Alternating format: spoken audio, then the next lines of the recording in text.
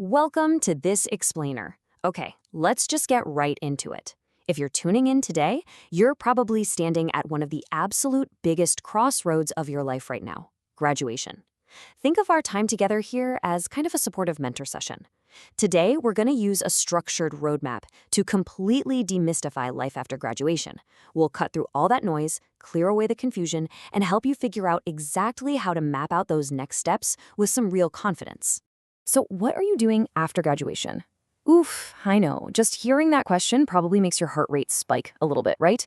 I mean, it's that heavy looming question that literally everyone asks you, your parents, your teachers, your friends, and the pressure to have this perfect, finalized answer, it can feel completely overwhelming.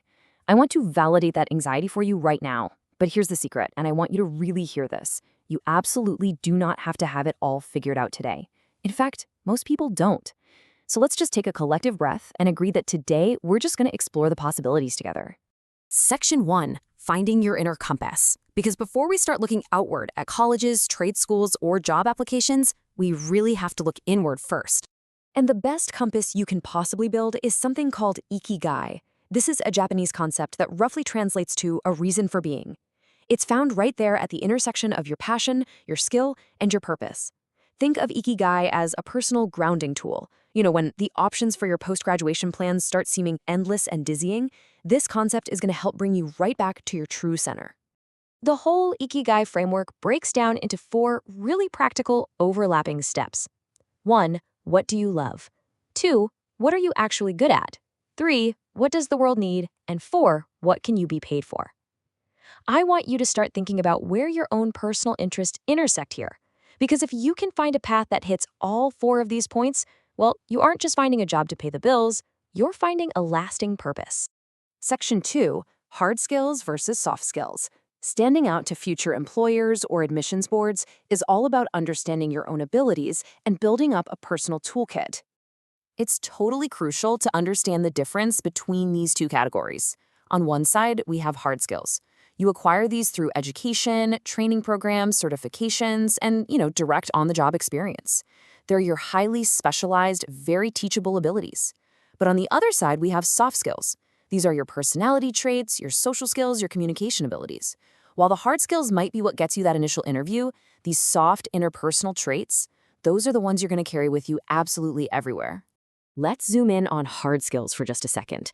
Depending on where your ikigai points you, you might end up picking up technical skills like coding, mathematical skills like data modeling, or maybe mechanical skills like welding.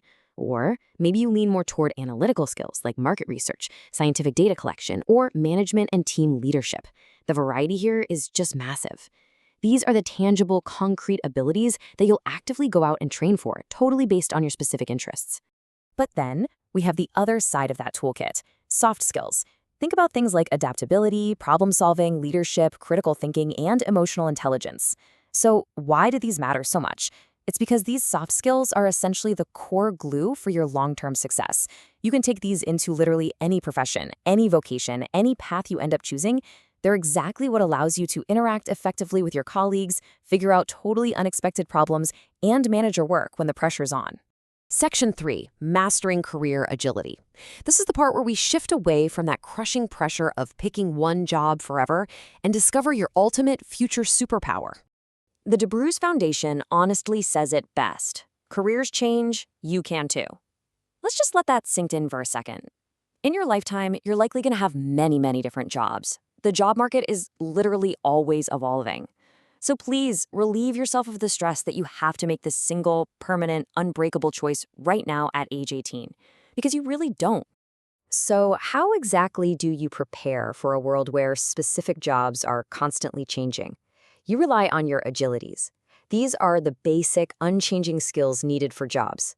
They combine what you're good at, what you like to do, and how you actually put those skills to work in the real world. Every single job out there uses agility in different ways.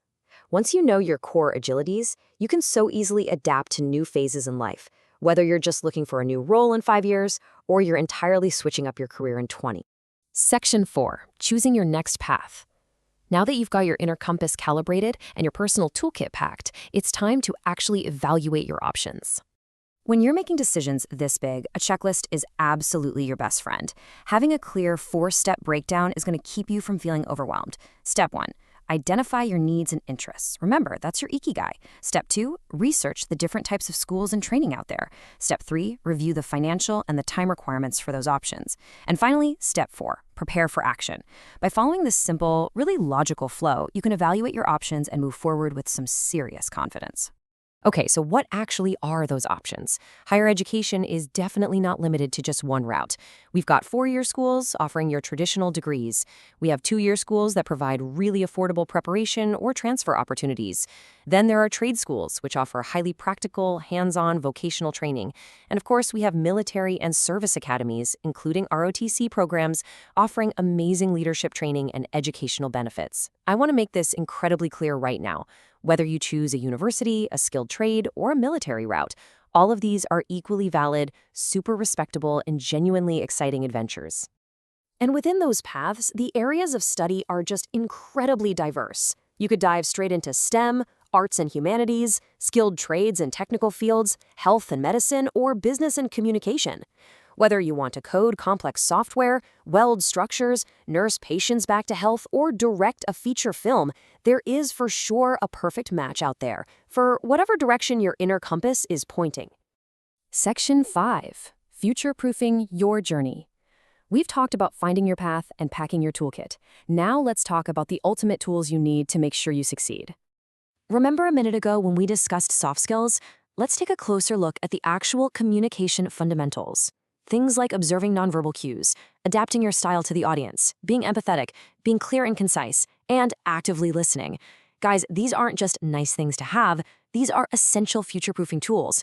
A skilled trade worker who actually actively listens to their clients, or a STEM researcher who can clearly and concisely explain their complex data, those are the people who ultimately succeed. These fundamentals are what make you an invaluable asset on literally any team in any industry. And that brings us to our final thought for today. Your career will change. Are you ready to adapt? It's practically a guarantee that the world is going to shift around you, and your path is going to zig and zag a bit. But armed with your personal ikigai, a really sharp mix of hard and soft skills, and a mindset of true career agility, you don't need to fear that change at all. You are entirely ready to take agency over your next step. Thank you so much for learning with me today, and hey, good luck out there on your journey.